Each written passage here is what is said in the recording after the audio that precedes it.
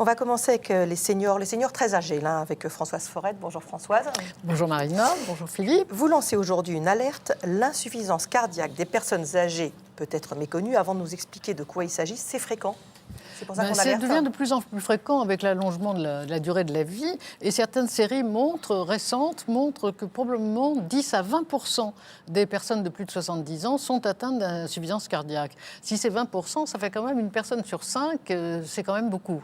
Et l'âge au moment du diagnostic est en général de 74 ans, bien sûr en moyenne. Il y a aussi des jeunes qui ont des insuffisances cardiaques. Donc ça montre que c'est vraiment devenu une pathologie des seniors.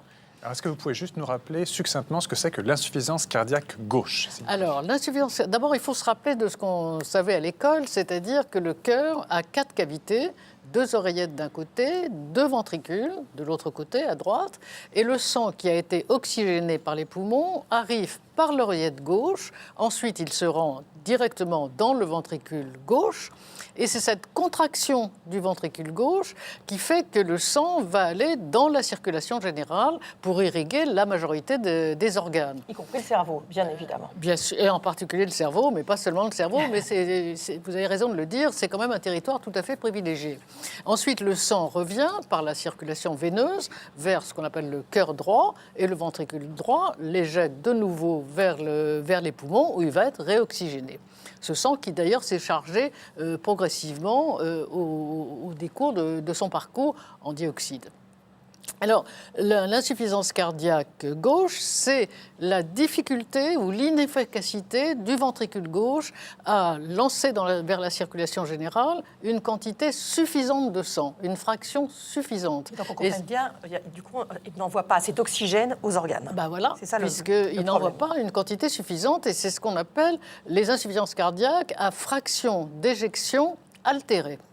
Alors les causes, c'est quoi ça? Les causes de ça? Alors les causes sont variables. Une des plus fréquentes, ça reste quand même une atteinte des artères coronaires, que ce soit un angor, que ce soit un infarctus du myocarde. Et d'ailleurs, il faut dire qu'il y a des insuffisances cardiaques aiguës, par exemple au moment d'un infarctus du myocarde, mais le plus souvent, ça se pérennise et ça devient une insuffisance cardiaque chronique. Alors ces insuffisances cardiaques chroniques, là encore, ce sont les altérations des artères coronaires qui sont les plus fréquentes, mais il y a aussi des troubles du rythme très rapides qu'on n'arrive pas finalement à ralentir. Il peut y avoir l'insuffisance d'étanchéité des valvules. Entre les oreillettes et les ventricules, par exemple. Absolument. Et puis enfin, par exemple, l'hypertension artérielle, ça c'est très très important. L'hypertension artérielle pas contrôlée, mal contrôlée, serait responsable à peu près de 20% des insuffisances cardiaques. Alors vous avez parlé des coronaires. Les coronaires, juste pour rappel, ce sont ces artères de moyen calibre qui irriguent le cœur en périphérie et qui l'oxygènent. Oui. Est-ce qu'il y a des facteurs de risque pour cette insuffisance cardiaque gauche? Eh bien oui, il y a des facteurs de risque qui sont exactement les mêmes que les facteurs de risque qui conduisent aux maladies cardiaques. C'est-à-dire d'abord le tabagisme, on ne le dira jamais assez, mais aussi la sédentarité, l'obésité, ce qu'on appelle le mauvais cholestérol, c'est-à-dire le LDL cholestérol, mais aussi des causes qu'on connaît moins, c'est-à-dire l'anémie. Quand on a une anémie importante qui n'est pas compensée, on peut avoir une insuffisance cardiaque. Et les maladies de la thyroïde, l'hyperthyroïdie peut être responsable d'une insuffisance cardiaque. Et le diabète aussi. Et le diabète, bien évidemment. Alors, c'est important de connaître les causes, parce que quand on traite, par exemple, une hyperthyroïdie, eh ben, on peut finalement guérir complètement l'insuffisance cardiaque, ce qui est quand même très important. Alors, devant quels signes on peut penser qu'on souffre d'insuffisance cardiaque? Alors là, c'est capital à connaître. Chacun d'entre nous, et surtout à partir d'un certain âge, devrait connaître les signes qui sont des signes d'appel. Si je suis fatigué, exténué, si progressivement je suis essoufflé au moindre effort, par exemple quand je monte les escaliers du métro, si j'ai des palpitations, si j'ai des petites douleurs au niveau de la poitrine, si j'ai une perte d'appétit complète qui contraste avec le fait que je prends du poids. Mais en fait, ce poids, c'est de la flotte, c'est de l'eau, c'est pas de la graisse. La majorité de ces signes doivent faire évoquer une insuffisance cardiaque aux personnes qui les ont.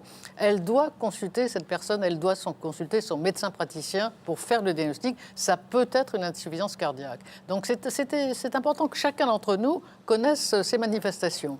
Alors, que va faire le médecin praticien? Il va faire un bilan.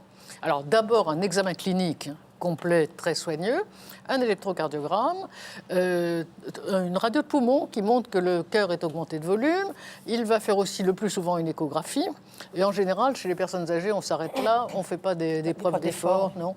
On peut mesurer ce qu'on appelle le BNP, qui est un facteur qui mesure l'insuffisance cardiaque très très bien chez les personnes jeunes. Chez les personnes âgées, l'ennui, c'est que le BNP est toujours augmenté. Donc ça peut aboutir ça, c'est dans le sang, c'est un dosage sanguin. C'est une simple prise de sang. Et au terme de cet examen, le médecin sait à peu près de quel type d'insuffisance cardiaque il s'agit et puis va rechercher une cause, bien évidemment. Et pourquoi est-ce que c'est si souvent méconnu chez les personnes âgées ? Il y a beaucoup de raisons. La première raison, c'est que les symptômes dont j'ai parlé tout à l'heure apparaissent le plus souvent aux personnes âgées d'une très grande banalité. Fatigué, mais bien sûr, docteur, mais moi je suis tout le temps fatigué, alors c'est pas la peine que je vous le dise. Ils attribuent ça à l'âge. Je suis essoufflé, je ne peux pas monter les escaliers, etc. C'est parce que je suis vieux. Il y a aussi l'augmentation du nombre d'envies de faire pipi pendant la nuit. Absolument. Chez les hommes, on se dit c'est la prostate, c'est pas les la œdèmes. prostate, alors qu'effectivement, c'est un signe d'insuffisance cardiaque aussi. Donc, les signes sont d'apparaître malade et j'oublie de les signaler à mon médecin praticien. La deuxième raison, c'est que l'insuffisance cardiaque chez les personnes âgées est un peu différente, souvent chez les personnes très âgées, de celles des personnes plus jeunes.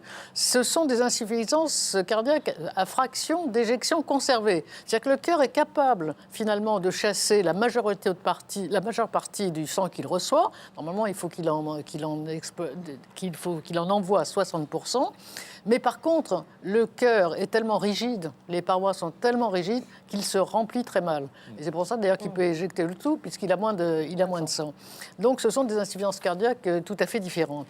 Et enfin, chez les personnes très âgées, il faut le souligner, il y a parfois des signes qui sont totalement, entre guillemets, aberrants, c'est-à-dire des troubles du comportement.